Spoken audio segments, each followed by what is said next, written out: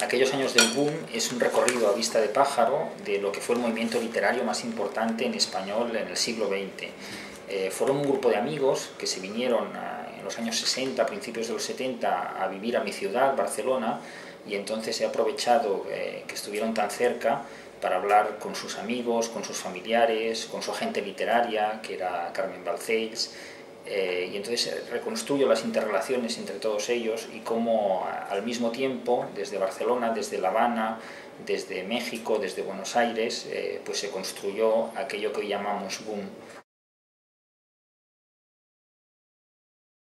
Días que a mí lo que me sorprende un poquito leyéndolo es como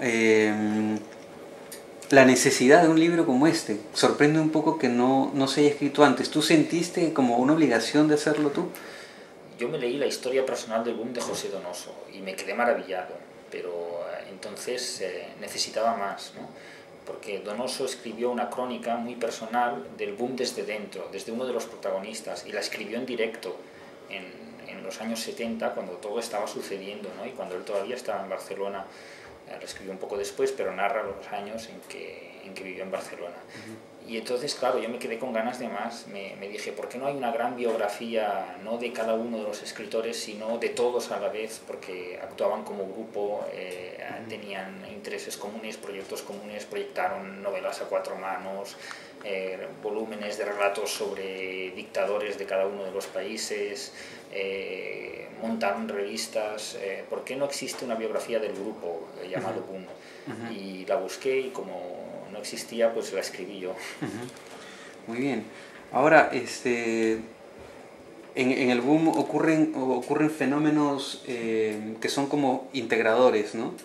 Uno de ellos es una ciudad que lo integra, ¿no? Que sería Barcelona, un agente literario que es Carmen Balcells, un editor que es Barral.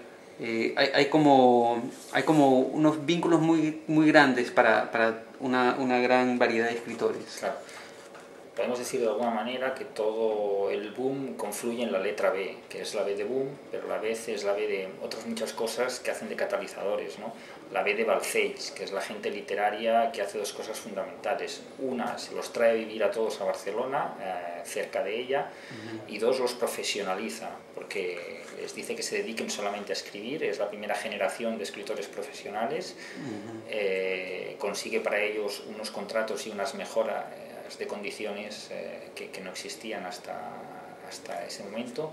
Después tenemos la B de Barral, el editor que los descubre a la mayoría, ¿no? El editor que lanza Vargas Llosa con el premio Biblioteca Breve, que también empieza por B, que es un premio que también recibieron Cabrera Infante, Carlos Fuentes y tantos otros, que él intentó también que se lo llevaran García Márquez y Cortázar, aunque ellos lo rechazaron.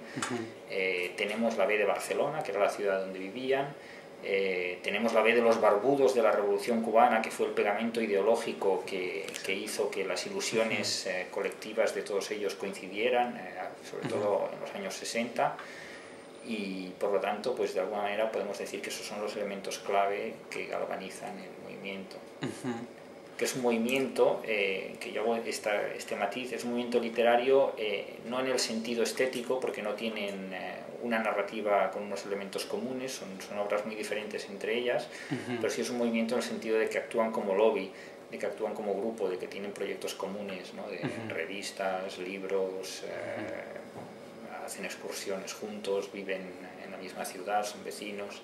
En ese sentido sí que es un movimiento, sí que es un grupo, ¿no? que tiene autoconciencia de serlo y que ellos mismos se llaman boom, que es una etiqueta que a muchos críticos desagrada, pero en cambio que ellos asumieron como propia, ¿no? Es interesante lo que has dicho sobre que todos son muy distintos en su manera de escribir, porque se le ha pegado la etiqueta del realismo mágico, claro, al boom, y sobre todo internacionalmente, ¿no? Claro, el realismo mágico son algunos libros de García Márquez, pero Vargas Llosa no tiene nada de realismo mágico. José Donoso puedes encontrar algún pequeño pasaje, pero en realidad no lo define, ¿no? Cortázar es más fantástico, ¿no? Pero sería otro tipo de fantasía, no sé yo tanto si sería realismo mágico o sería una fantasía que tiene otras raíces, ¿no?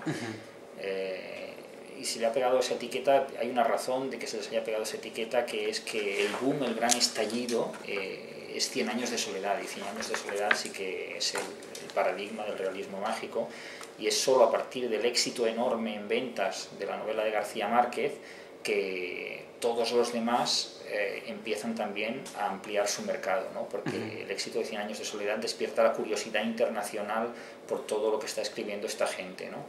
Y es incluso así que los padres del boom, como Borges, como Rulfo, empiezan a vender muchos ejemplares a partir del año 67, que es gracias pues a Cien años de soledad, ¿no? Y de ahí que se le haya pegado esa etiqueta al conjunto, cuando en realidad solo señala una parte pequeña del total de sus obras. Ahora, dos personajes destacan en tu libro, ¿no? Entre los escritores, que son Vargas Llosa y García Márquez. Y es interesante cómo tratas el tema de la atracción por el poder de ambos personajes, ¿no? Cómo ambos personajes están muy ligados al poder, más allá de lo literario. Claro. Tanto García Márquez como Vargas Llosa obedecen a la figura clásica del intelectual, ¿no? Una figura que en el siglo XXI pues, ha sido muy modificada, ¿no? Pero ellos creen en el compromiso del escritor, aunque se manifiesta de forma muy diferente, ¿no? En ambos, porque García Márquez, que experimenta en Barcelona la gran metamorfosis de pasar de ser un escritor que vendía unos pocos centenares de sus libros a ser el escritor más famoso del mundo y más vendido también, cree que tiene que aprovechar ese poder, esa capacidad de influencia que le da su nuevo estatus en el campo político, en el campo social, y decide hacerlo entre bambalinas, ¿no? García Márquez pues tiene reuniones en su casa con gente influyente, hace viajes, habla con guerrillas, habla con gobiernos, habla con jefes de Estado. Es una especie de mediador, ¿no? Exacto, es una especie de mediador, es alguien que utiliza esa gran influencia que tiene, que se reúne en las embajadas, que hace gestiones de las que nunca se sabe bien lo que ha hecho y si ha participado o no. Se mueve, no diré en la clandestinidad, aunque a veces también se mueve en la clandestinidad, pero se mueve en la sombra. En la sombra, exacto. No hay unos focos públicos sobre él. Mientras que Vargas Llosa tiene un compromiso político y es todo lo contrario. Él da entrevistas, él aparece en actos públicos, él pronuncia discursos, por ejemplo, es de todos los escritores del boom es el que más se compromete contra Franco. Él vivía en Barcelona, eran los últimos años de la dictadura franquista y él participa en el movimiento de contestación a Franco y se encierra en Montserrat con los intelectuales y la gente de la Guardia Civil que se había encerrado para protestar contra las sentencias de muerte a los etarras del proceso de Burgos, y la gente que estuvo allí en Montserrat recuerdan que el discurso más brillante fue el de Vargas Llosa, e incluso le combinaron a que se fuera porque al ser extranjero residente en Barcelona podía perder la residencia por haber participado en un acto político ilegal, ¿no? Es decir, Vargas Llosa, por ejemplo, en los principios de la Revolución Cubana, llega a decirle a su amigo García Márquez que lo ve un poco tibio políticamente, ¿no? Porque cree que su compromiso con la revolución no es tan explícito como es el suyo, ¿no? Son dos tipos diferentes de compromiso, pero hay la misma idea de que un escritor no solamente debe escribir, sino que debe comprometerse socialmente. Muy bien, ¿y tú en tu trabajo periodístico, no sé si solamente para este libro o más cosas que has escrito, casi has perseguido a ambos escritores, ¿no? Sí, yo los he perseguido por medio mundo. He podido tener más encuentros con Vargas Llosa porque es una persona más accesible, pero bueno, con García Márquez también estuve en su casa de México varias horas y tuve ocasión de hacerle las preguntas que le quería hacer, de estar también con su familia, con su mujer Mercedes Barcha, con sus hijos Gonzalo y Rodrigo, a los que he visto varias veces. O sea que he podido tener acceso a fuentes directas. ¿Cuál de ellos como persona te ha parecido más, ha dejado una huella en ti más profunda en cualquier ámbito, digamos? Yo como escritores os admiro a los dos enormemente y me gustaría decir a cuál de los dos admiro más.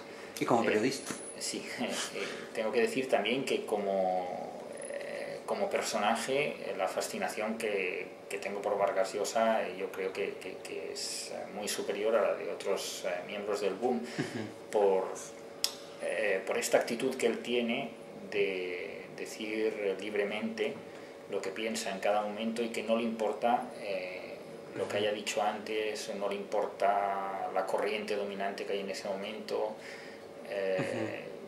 Yo lo veo poco proclive a las componendas o a la diplomacia o a no decir exactamente lo que siente en cada momento, ¿no?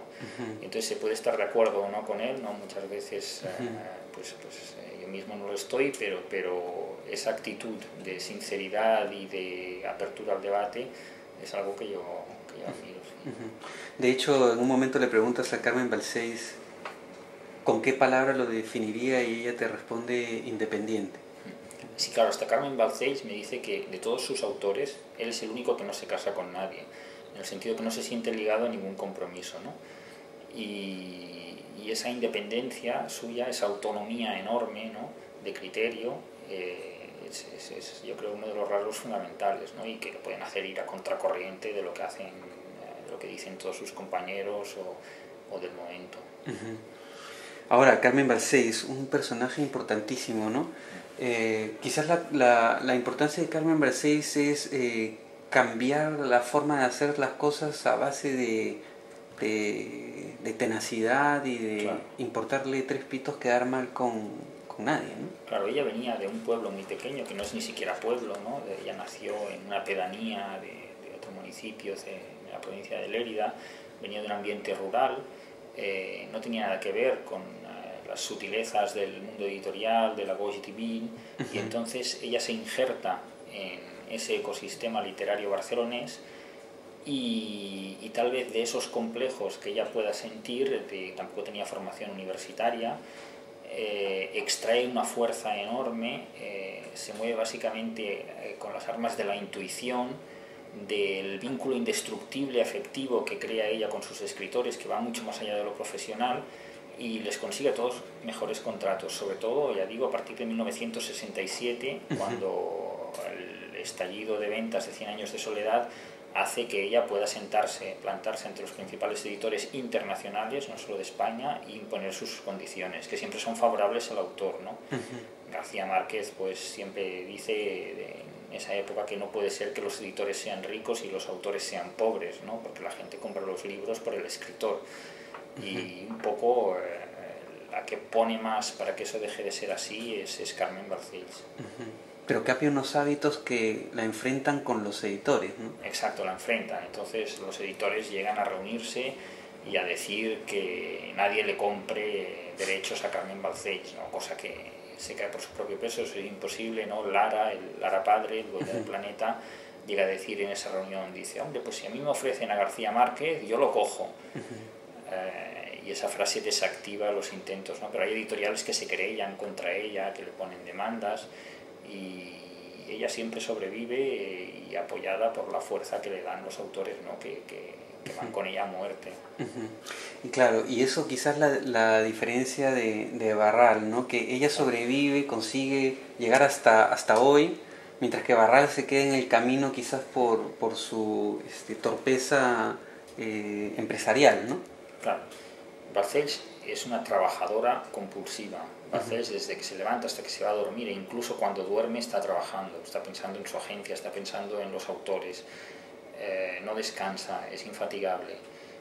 Mientras que Barral, por un lado tiene problemas de alcoholismo, por otro lado se rodea de un gran equipo de asesores, pero él tampoco es especialmente el más brillante de su equipo en cuanto a nivel intelectual. Él es el gran lector de poesía que tiene la editorial, pero la editorial no hace dinero con la poesía, lo hace con la novela, ¿no? Y él incluso, la anécdota es que empieza despreciando a los autores latinoamericanos, ¿no? Porque enseguida se da cuenta, por lo que le dicen y por lo que él también empieza a leer, de que tiene que ir por ahí, ¿no? Pero él apostaba por los realistas españoles, ¿no? Él apostaba por una línea que venía medio auspiciada por el Partido Comunista y que él creía que era la literatura que iba a sacar a España de la dictadura, ¿no? Pero enseguida es listo y se da cuenta de que no, de que tiene que ir por esa otra vía.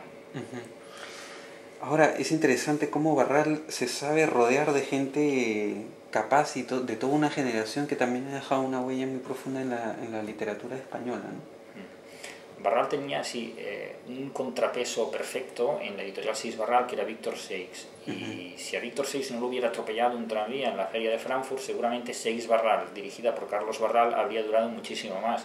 Y ahora estaríamos hablando de una continuidad, de una línea que llegó más allá del año en que llegó, ¿no?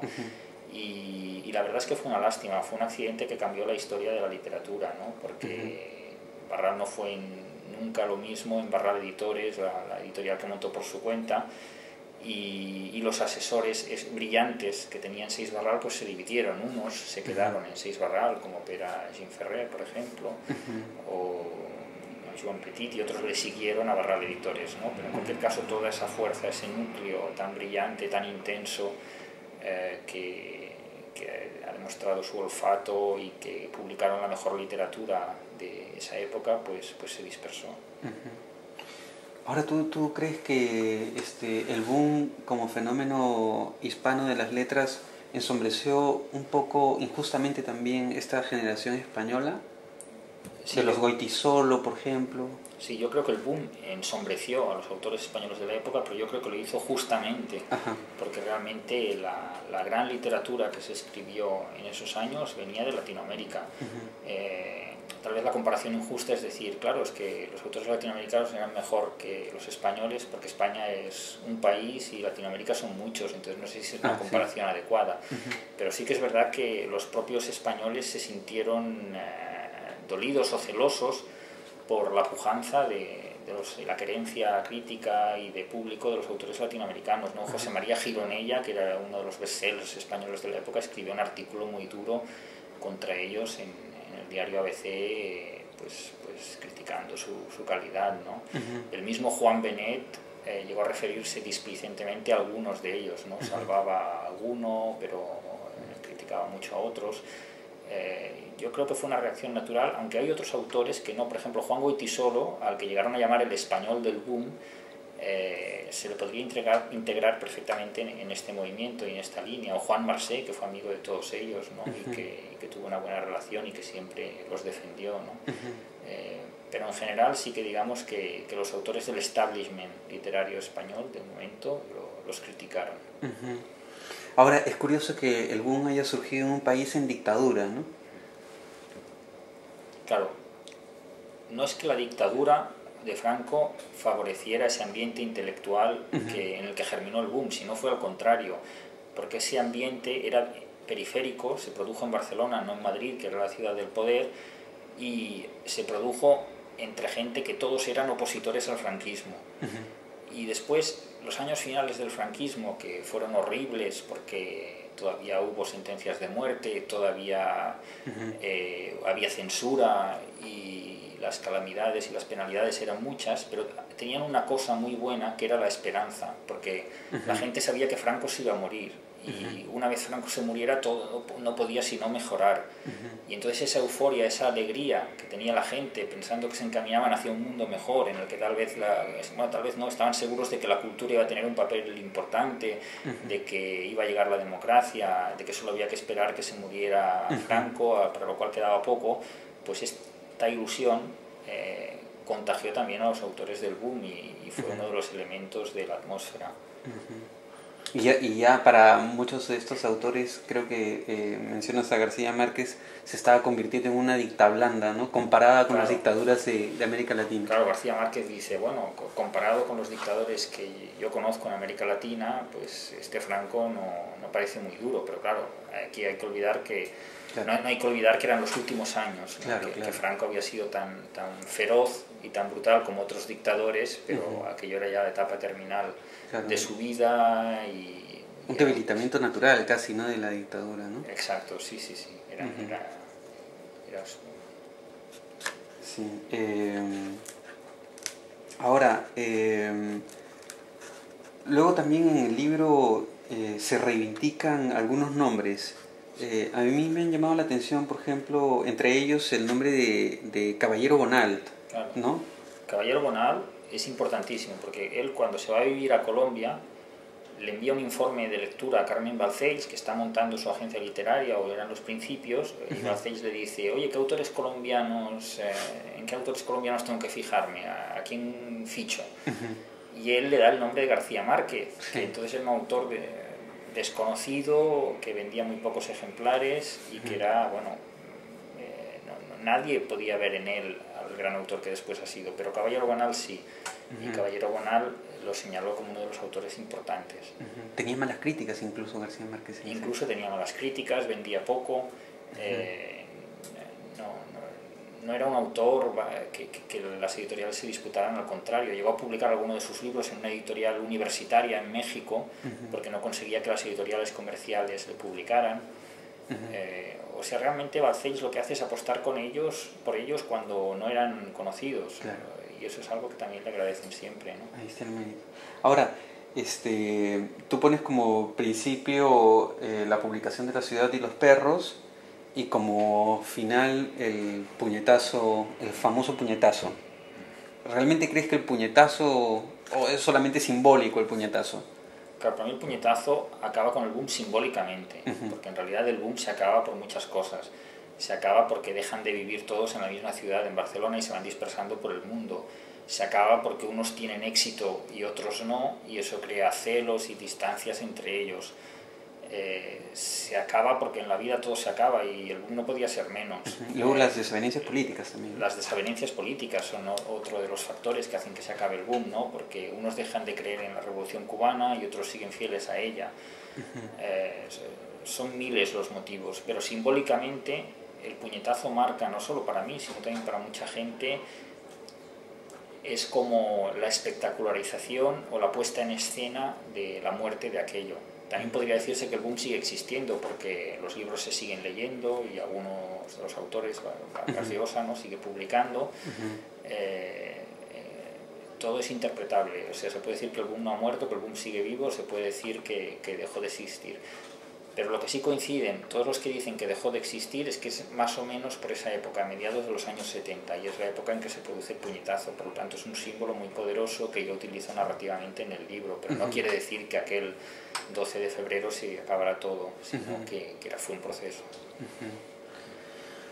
¿Cuánto te costó, Xavi, el libro? ¿Cuánto tiempo te costó escribir esta obra monumental? Sí.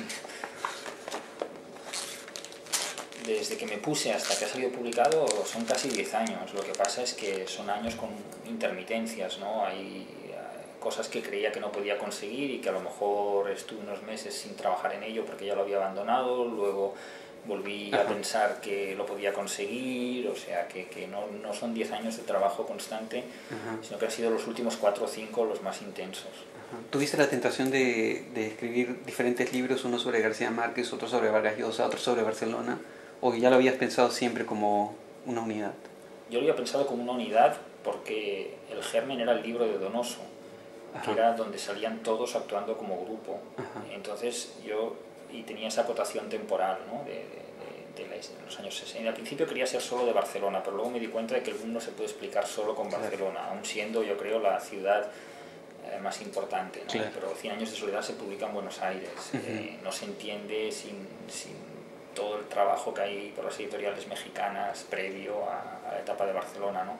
También tenía que salir París, donde muchos de ellos vivieron, ¿no? Y entonces, bueno, pero siempre quise hacerlo, o sea, seguramente yo tenía una versión con 400 páginas más y entonces he tenido que cortar porque ya me parecía invendible totalmente un libro de 1500 páginas, pero sí que quería que saliera todo a la vez.